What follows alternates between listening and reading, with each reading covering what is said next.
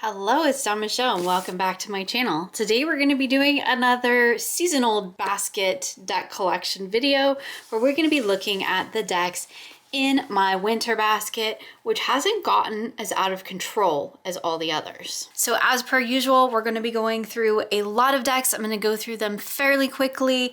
I've talked about most of these decks on my channel. I will try to mention anything that I have modded or any other significant aspects to a deck as we go through. So I'm also just grabbing at random from the basket, so there's no rhyme or reason. This is all tarot, so we're not getting into any of the oracle decks for seasonal energies in this particular video. So let's start off with one of my favorite, it's a winter deck, but again, it's just a deck that is like an all-time favorite kind of a deck. It's the color palette that had me slotting it into the winter basket. This is the Future Ancestor Tarot. Here's the beautiful backs, and I have edged mine. This is such a gorgeous deck, but it definitely feels like the color palette with the grays and the blacks and those pops of greens. It feels like winter, especially winter in the Pacific Northwest, because it's very dark and gray a lot of the time, but we still have green trees around. I love that it really does tie into that for this seasonal energy, specifically where I live. I think the creator might be from this area or has lived in this area at some point, but this deck is an amazing reader. It is one of those beautiful sort of self-affirming, self-love decks that just does such a gorgeous job of holding your hand and walking you through the trying times. That tends to be how I work with this deck. Somebody had asked me in a comment not too long ago about decks for grief work. I have not done a lot of grief work personally, but I do believe that this deck came out of that process, and I feel like this would be the one deck that the one indie deck that I would recommend for that type of work, because I think it would be phenomenal for that. But for me personally, it's such a fantastic reader. I love using it when I want sort of that clean slate energy, but also I need a hug. I need some hand holding. I need some tenderness. And this deck just delivers that beautifully, and it's such a favorite in my collection. I love it. The High Priestess is like one of my ultimate favorite High Priestess, so we're gonna leave her on top. So the next deck that I have in my winter basket is a longtime favorite in my collection, and this is my Anna.K Tarot. I have multiple copies of this deck. I have this full-size copy, which I have edged in black, and then I have an additional copy, which I have trimmed. Sorry, obviously it's very, very shiny, very, very glossy. I love this deck. This is one of those decks that I use for very specific work a lot of the time. It's kind of like, I call it my family counselor. I use it when I'm doing readings around my immediate family as well as my origin family. So it's a fantastic one for that. But something about the way that it reads for me, it does, even though we have a lot of beautiful summary and autumnal imagery and coloration in this deck, it feels winter to me. It feels like that deep reflective going within, but it's going within and then dealing with other people, if that makes sense. Probably doesn't, because this is like how my brain works, right? Because this is a deck that I use a lot of times when I'm looking at things going on with other people. But it's how can I reflect on that, right? What can I do about it? What do I need to know? So it's kind of that deep reflective work around interpersonal relationships for me. And this deck just works beautifully for that. Again, it's one that I use for all kinds of things. It's not a specific winter deck, as in I only use it in the winter. It's just that's where it lives because it kind of resonates with that energy. And if I didn't have some sort of way to catalog or categorize my deck collection, I wouldn't be able to find anything ever. So this is the route I take. So the next deck is another mass market deck. It was indie. I did have the indie copy of it, and I rehomed that to a friend. This is the Guardians of the Night Tarot. This is the mass market Hay House edition that I have edged, and I really do like this deck. Anything with nightscapes, anything with black skies tends to feel like a winter deck for me, and it tends to live in that category. This is like kind of wintry animals, and it kind of sits there with like the Brady Tarot as well, which is A deck that I probably could include in this collection, but it doesn't actually live in my winter basket. I'm just gonna pull it out next because I just need to talk about it. This feels like the other side of the Brady Tarot. It's much more like dreamy and like almost fantasy-like in its depiction and its energy. It doesn't feel like I'm stepping into like the real nature world like I do with the Brady Tarot. This to me feels like the essence of animal energy, not the physical animal energy, not the mundane animal energy. It feels like magical animal energy. So it's really interesting to look at this in comparison to the Brady Tarot. My only quibble with this is the orcas are not correct in terms of the male and female, but that's okay. That's like a really nitpicky thing that only somebody who's super into orcas would even know. But this is an amazing deck. I really do enjoy working with it. The cardstock's not my favorite, but I liked the gray borders actually on it, so I opted to keep this one, and the indie version was like super slippy and it just kept running away on me, so I kept this one. But it's an amazing deck. I really do enjoy working with it. I'm not huge into animal decks. Animal energy isn't something I work with a ton, but I feel like if I wanted to work with kind of nighttime, dreamscapey animal energy, this would be the deck I would pull. Even though I said I wasn't gonna pull things from other places around my office, because if I did that, we would be here forever. I am gonna talk real quick about the Brady Tarot because it is definitely a deck that I would put in the winter category, because this to me is winter animal energy, and like I love this card. I must have shown this deck not too long ago because it's still on top. It's a gorgeous indie produced deck. Oh, did I show you the backs? Here's the backs. I'm sure you all have seen this. But in comparison or in contrast to the Guardians of the Night, this feels like animal energy in the real world. It doesn't necessarily have nightscapes, but I think because of the fact that like it's very, like, what does Lisa call it? Her National Geographic deck. That's such a spot on way to describe this deck, because it's kind of brutal, and it's a little bit unforgiving. And I feel like that is a little bit of night energy as well. And sometimes like when we go, into the cave, into the dark, into the winter, that can be a little bit of an unforgiving place. It can be a little bit hostile.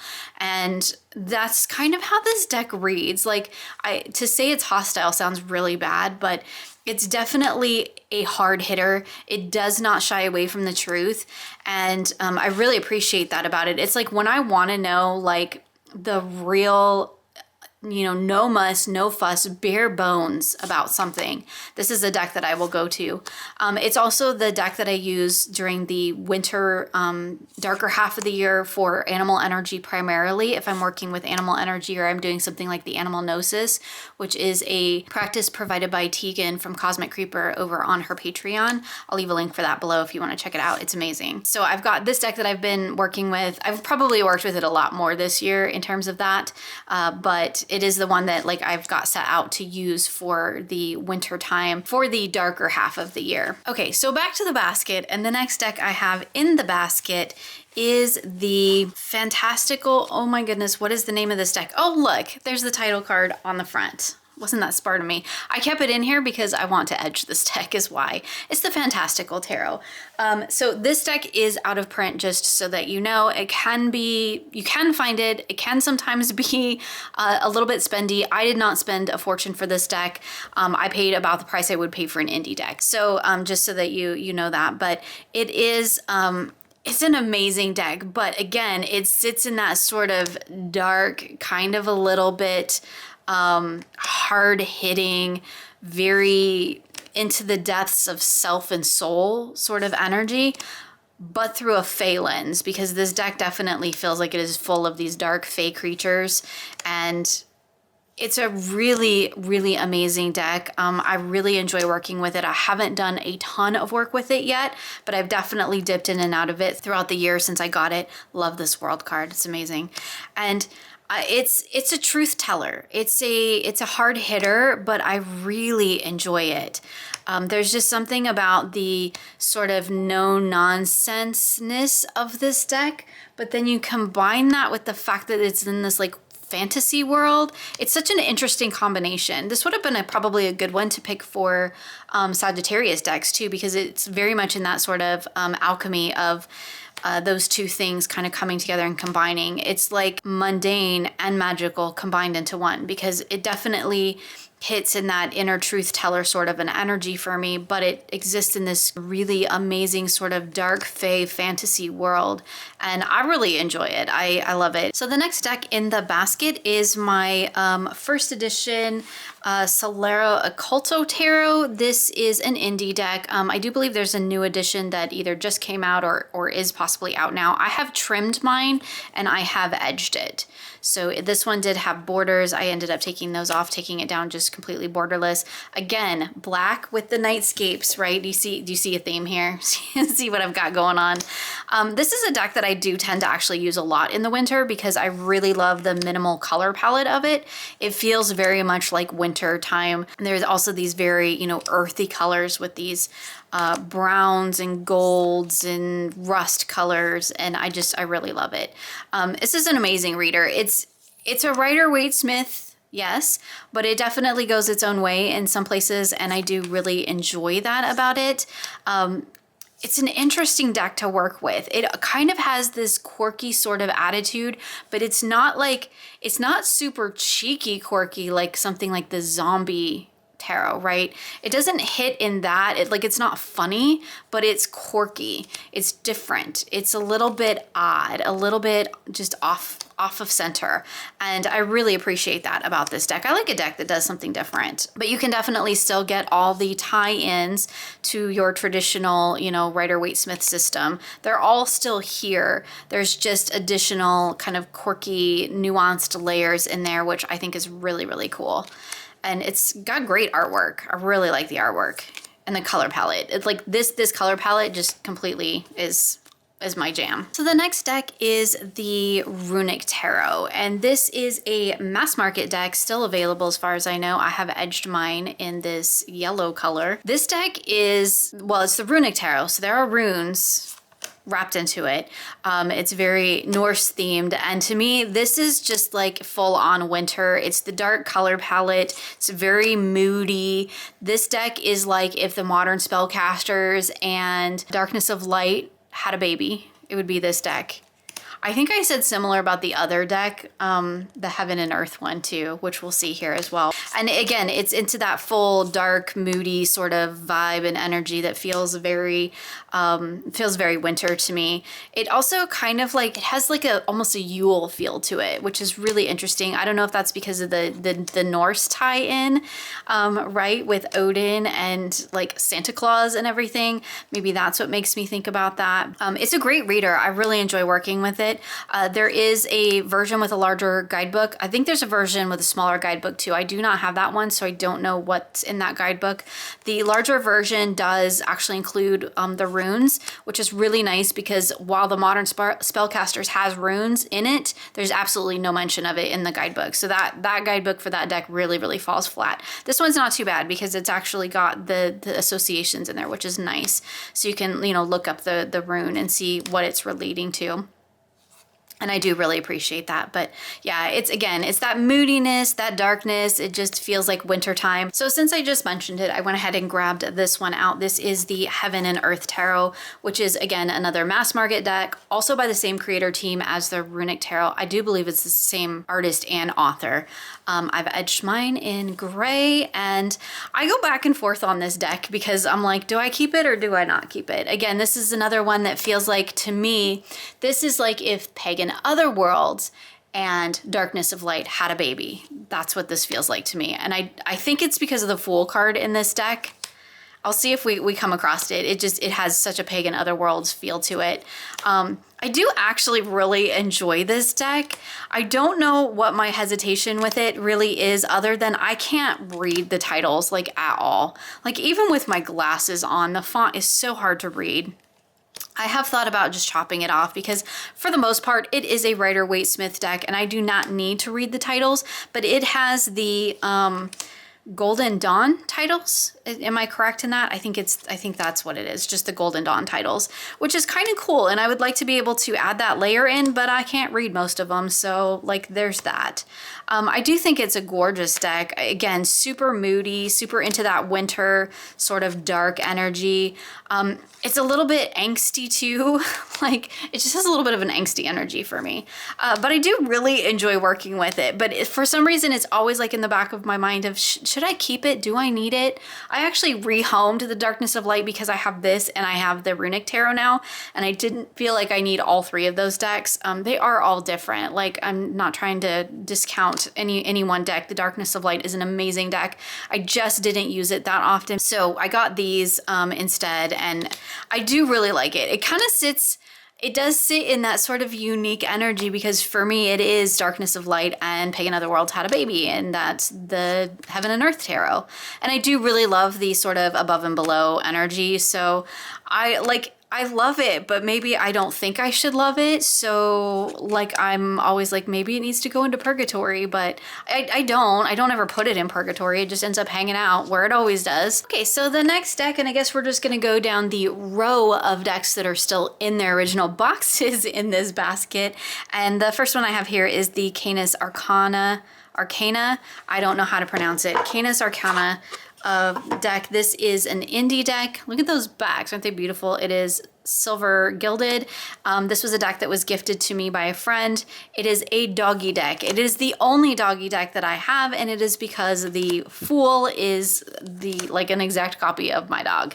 It looks like Tucker. This is the kind of dog deck I think I can get on board with because like it's just beautiful illustrations and you have that dog energy. And yes, I have a dog. I love dogs, but I don't work with animal energy and I don't do pet readings. So I don't really have call or need for like a specific dog deck, but this one has just the most gorgeous illustrations that like I do kind of love it, and I do want to spend some time working with it. I feel like it would go really well with a few of the other decks that I have in this basket, and maybe looking at not just dog energy in that sense, but we could also be looking at like the mundane energy when you step outside of the human construct, right? Because dogs have a totally different frame of reference for the world, I'm assuming, because like the stuff that Tucker worries about is not the stuff that I worry about, man. I'm pretty confident that the Amazon delivery is not here to do us any harm, right? It's usually a tarot deck. So anyway, yeah, I think this deck is just, it's so beautiful. It's such a gorgeous dog deck. Like if I was gonna, well, clearly, if I was gonna have a dog deck, this is the dog deck that I would have. Because it's like, it's beautiful and it's amazing. And I really can't wait to work with it. Like, look at that with the little paws. I mean, it's super cute too. I really haven't done much work with it. There he is. There's the Fool. That is Tucker. All right, so the next deck we'll move pretty quickly through because it is the Wild Unknown Tarot, and everybody has seen this deck. It has been around forever. I resisted it. I had a thing. I think it was even in a video very early on my channel about like decks that I didn't get along with or something like that. Here's the backs. This is the mass market edition. There have been many, I think, indie editions as well as maybe one or two different mass market versions. I also have this in the tin. It's phenomenal. I love it. It took me a long time to come around to loving this deck and working with this deck, but like I get it. It works for me. I have some very specific kind of work that I do with it. I use it a lot for my writing work. There's just something about it that just seems to work really well for that. And yeah, it's a gorgeous deck. I mean, it's one of those first few decks that really like did something a little bit different, right? Really took tarot into this kind of pseudo pippy world, which I really love because a lot of the cards are actually very pippy. Like this is a very pippish card, and pippish meaning there's not a full scene depicted, right? Sometimes we forget to explain that. It's just the things represented, right? Whereas this is more scenic because there's actually, this is a hard scene, but there's actually like a scene going on here versus just, you know, 5 wands in the air or whatever it is. So anyway, it's a gorgeous deck. I really love it. But it did take me a lot of time to come around to finding my way with this deck and, you know, finding how it was going to work for me in my practice and what I was going to use it for. And now that we've kind of settled, I'm good. We're good. So the next deck is an indie deck, and this is the, what is the name of this deck? Tarot of the Holy Spectrum. I love when they put the names in the box. This deck has like an amazing, just flat black matte back. That was a mouthful. I like, that's one of the things I actually love about this deck is the back, and it's edged. It came edged in this beautiful black. This deck is, it's kind of amazing. Like, I didn't get it at first, the first few times I seen it. It's not that I didn't get it. I was just like, I don't need it. Like, I have other decks in my collection that feel like they sit in that energy.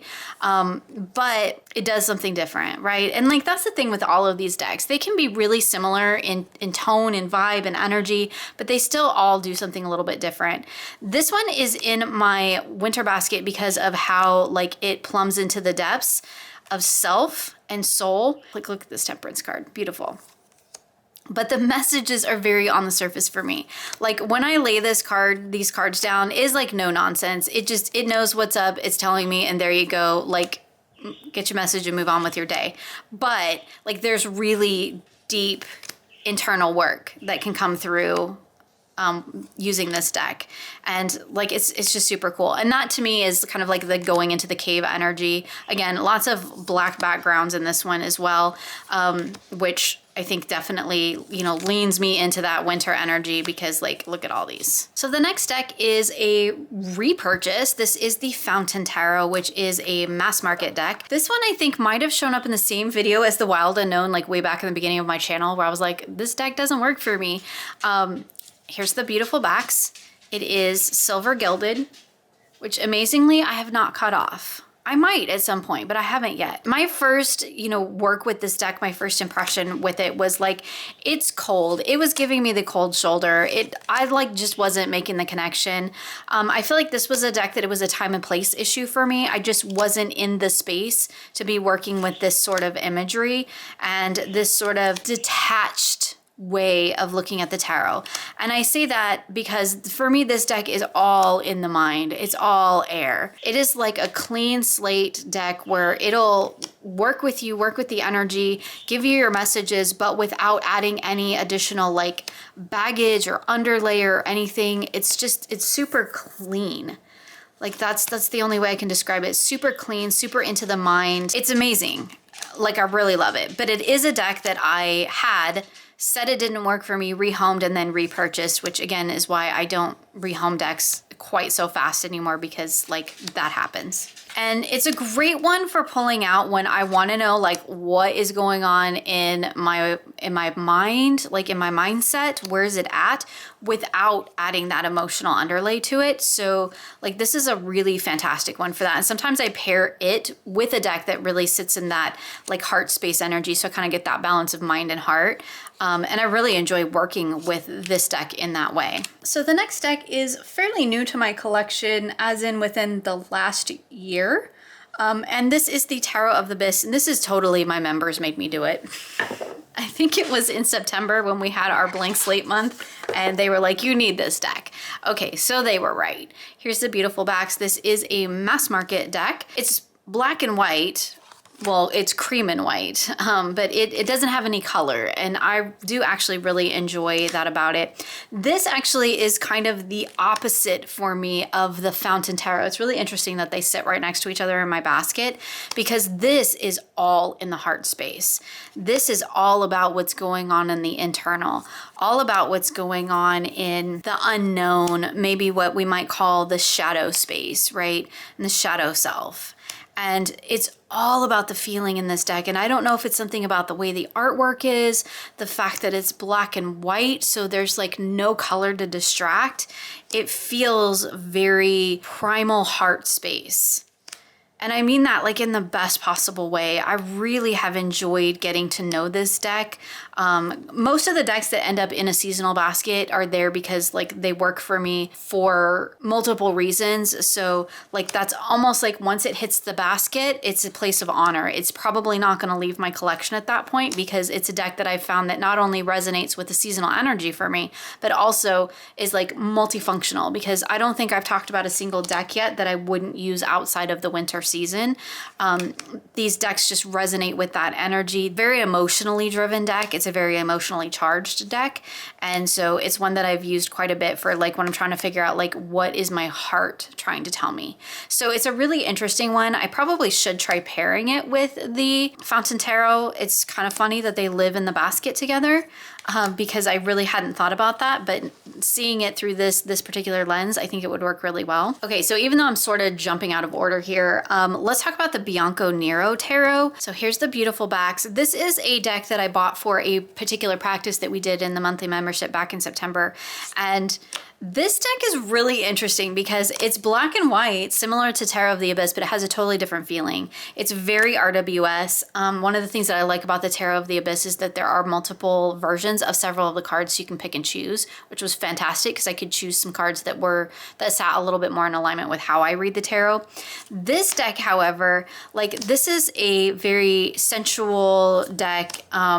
It feels like it's not really heart and it's not really mind. It kind of sits in that everyday space, but it's got like this sensual undercurrent to it. I mean, like, and it is part due to the illustrations, right? The illustrations are all, for the most part, like very, okay, well, not the Hierophant, but for the most part, a lot of the characters are very beautifully depicted. Although, like, not this Four of Pentacles, so I say that, but like, look at strength, right?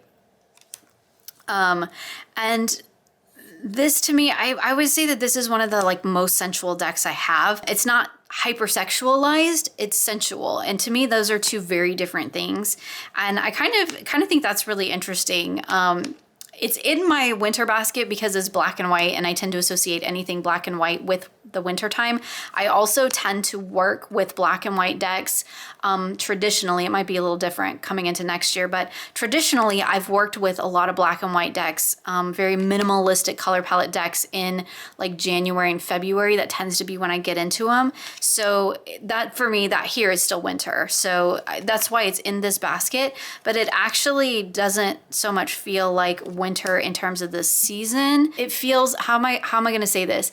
It feels like when the nights have gotten really, really long and you're just like, let's do this because I'm bored, right? That's what this deck feels like. Can I say that on YouTube? People say much, much worse. But that's kind of the energy. That's kind of the energy it has. Not so much with this Ten of Swords. Okay, so back to continuing on in the decks in boxes, we have the Influence of Angels Tarot. Did I say the Bianco Nero is mass market? I might have forgotten. I have done a little bit of modification to mine. Here's the back. It's very, very glossy. I think, is it this deck or the Golden Tarot? I used to have the Golden Tarot and I rehomed it because I used this one over that one, but now I think that one's in a linen. I really, really hope they do this in linen. If you know if they have, let me know in the comments below because I might actually be interested in a repurchase.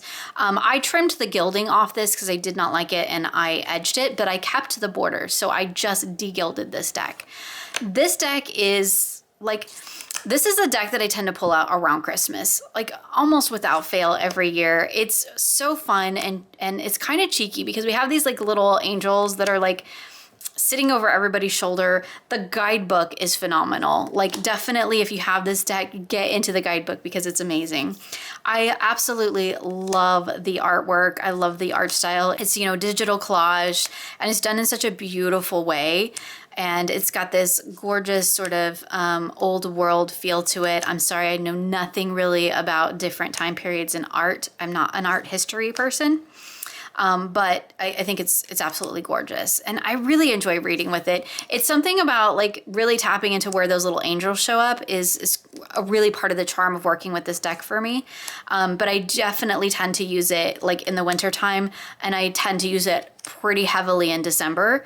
Not to say that I won't use it other times because whenever I feel like I need that sort of energy, that little guidance, like I need to know like here's the mundane thing going on, but like, okay, it's just a little hint of, you know, how can I bring in a little bit of divine guidance into that? And this deck does that really well because of the little angels that show up and in particular, again, working with the guidebook. Okay, so like the newest deck, actually, I'm kind of surprised I tossed it in the basket. Oh, I'm going the wrong way. This is the Trionfi Della Luna. This is the Paradoxical edition. I don't know that this, I'm going to be honest, I don't know that this has earned its place in my winter basket yet, but apparently it got tossed in there. I think it's still in order. I have not worked with it yet. Here's the backs. My real only complaint with this deck is I wish the backs were not blue. I wish they were this brown color or this brown color, because it would match better, because this with the Paradoxical doesn't work in my opinion. But anyway, this is obviously the Patrick Valenza. I have the other deck, the illustrated one. I talked about it in my November wrap up because I worked with it then. And I wanted one of the Marseille inspired decks from his collection, because I've kind of found my way with the other one. So I wanted to give this one a try. And as much as I love the coloration on the traditional, I really did like this one. I wanted it to feel different, to be different. And this is my favorite of all of the variations that have been done on this deck. And so this is the one that I ended up choosing. Clearly, I haven't worked with it yet, so it really probably shouldn't be in my winter basket yet because it has not earned its place there. But apparently that's where I threw it. So like, is that the universe telling me something? Maybe. We shall see. I do think it's gorgeous. I'm excited to work with it. Maybe it'll be one that I pull out towards the end of the year, just to give it a go and play with. Back to our decks and bags, and we just have a few left, so bear with me. Hopefully you're still here. This is the Rebirth Tarot. Here is the backs, which I think are quite lovely. I really, really like the art style on this deck. It actually pairs really well with the Solara Occulto as well, because they have really similar color palettes. I love a very minimalistic pip style deck. That's weird. And this one I think just does a really good job of being like pip-ish, but there's interesting things going on in these cards. I love the illustration, and I love the color palette. I really like the white backgrounds. Again, that's also something that I very much associate with wintertime. That sort of stark white, it kind of makes me think of like when, we don't get a ton of snow here, but like when the snow blankets the ground and everything gets really quiet. Like you can hear your own heartbeat when you go outside, and you can feel the cold against your skin. And that's what this deck kind of feels like. Not that it's cold, but there's so much space. And I love that about a deck that has a lot of white space. It creates so much space in a reading, so much space in the card, that it does kind of encourage me to like slow down. And it is like stepping outside into a fresh blanket of snow where like everything's just really, really quiet, and you can turn within. And that to me is very much a winter energy, right? Like kind of letting the outside world drift away, shutting it out, and just really focusing on what you've got going on inside. And I think this deck does a wonderful job. I love this Judgment card. I think it's amazing. And there's a lot of things in this deck that I think have been done really, really well and are really interesting. It's not so much your traditional Rider-Waite Smith. It definitely goes its own way. Sometimes it's a little more pippish, sometimes it's a little more Marseille. There's occasional nods to Thoth in here as well. So it's kind of a really beautiful hybrid deck. But there's just something about it that just feels like freshly fallen snow, where I'm like encouraged to stop and, you know, take that time to look within. So the next deck is did I mention the Rebirth is an indie deck? I'm sorry, I forget. This is the Mystic Dreamer Tarot, I do believe. This is a mass market deck. Here's the beautiful backs. I think I've had multiple copies of this deck, to be perfectly honest. This is the current version that I have, and I have edged it. This deck to me is, it kind of sits in that space with the name of the Mystical Dreamer, but it feels like a nighttime dreamscape, like escaping into a beautiful dream. It's kind of fantasy-esque. It's got some sort of old school photo collage going on, which I have to admit, I kind of love. Like, I go back and forth, but sometimes I don't. Sometimes it's a really big miss for me. And then there's other times where I'm like, I don't even care. I kind of love it. I kind of love that old school vibe because it takes me back to that time in my life when I was very first learning how to do, you know, digital art, 15, 20 years ago now, whenever it was. And this deck just kind of reminds me of that. So it takes me back to that time and space, which is cool. But it's really about sort of the energy of it. It feels like a nighttime dreamscape, even though not every card takes place at night, but a lot of them do. Well, maybe they all do, actually. It is the Mystic Dreamer, so it's kind of meant to be a dreamscape deck. I say that, now I'm looking through it going, yeah, these are all at night. These are all at night. So again, well, I guess that one's not. Thank you, little Page of Cups. This one's not either. Okay, so the next deck in my basket is my Della Nuit Tarot. Oh my goodness. Name of this deck, y'all. Name of this deck. Y'all know what it is, right? I did a whole video on it. Here's the beautiful backs. I have edged mine in purple. I did a whole video on this deck because I think it's actually brilliant, and I think it's a completely underrated deck. Because I think there's so much more going on here. This deck to me is the perfect example of do not judge a book by its cover, because like there's so much more going on here. I'm not gonna go into all that because like I did a whole video on it. I will link it below for you if you wanna check it out. But this is in my winter basket because I love the dark sort of moody energy of it. The idea of kind of like getting beneath the surface of things, that's what this deck does, and that to me is a very winter energy. Like you gotta kind of dig deep to find the nourishment in this deck. It is there, and it is worth diving into those depths, in my opinion. Again, I did a whole video on it, so I won't like go into that here. The next deck is my Dreamkeeper's Tarot, and this is a mass market deck, or the mass market version of this deck. Here's the beautiful backs. I have edged mine in gray. It probably is hard to tell on camera. I've gone through a whole thing with this deck. I broke this deck in like the most violent way, but it was so worth it. I had the indie version of this deck. There are a few slight card changes between the indie and the mass market. I ended up rehoming the indie and keeping the mass market because I liked the card changes in this one. Also, the guidebook is phenomenal. This deck is full on nighttime dreamscape world. This is like, it's such a gorgeous deck. It's a favorite in my collection. I've rehomed a lot of other decks that end up sitting in a similar space to this because I always go to this one first. So this deck has definitely earned its place in sort of being that wintertime collage-y dreamscape sort of an energy. I think it's beautiful. It's very feminine, divine focused for me as well. That could also just be in the way that I work with it, but it's also a beautiful deck for really diving deep into self. And I find that it has some really, really great messages, particularly if you get into the guidebook. But I also just think like the artwork is amazing. And it's such a great one for this time of year. It just has that dark, moody, vintage vibe that just, I don't know, for whatever reason, just resonates for me throughout the darker half of the year, particularly into the winter months. And I love pulling this one out during this time of year. Again, like every deck I've talked about, it's not exclusive to the winter season, but it's definitely one that I feel like resonates with that energy.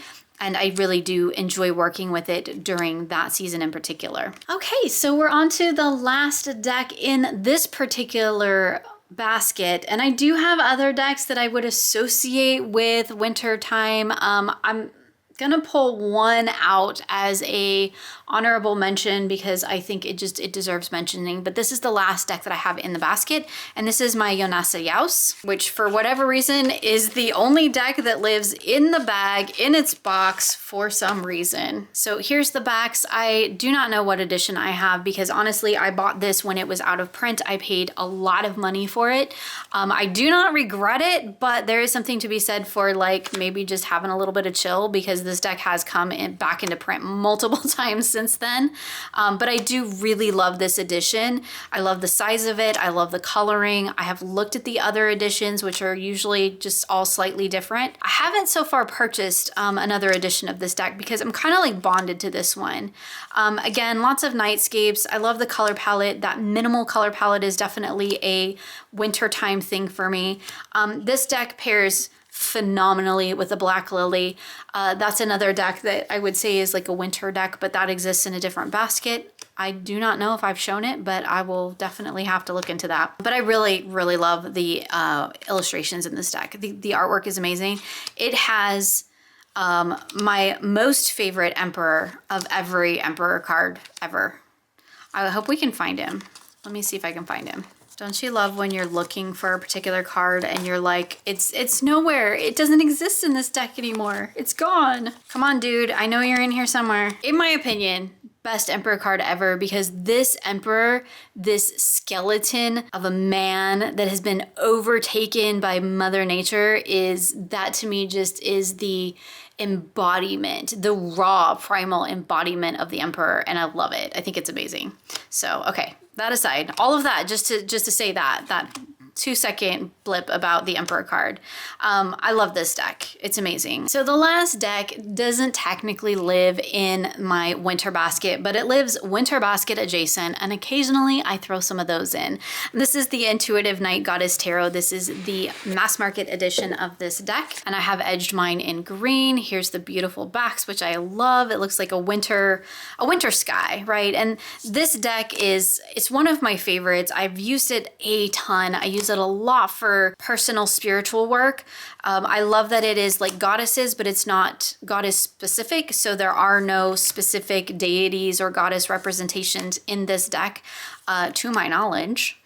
Somebody correct me if I'm wrong, but I don't read it that way. I read it like this is just all the goddesses. This is just goddess energy in a deck, which is how I see the goddess and how I work with the goddess energy. The goddesses themselves are like faces, different aspects, but it's all one energy. And that's just how I personally work with it. So this deck works really well for me for that.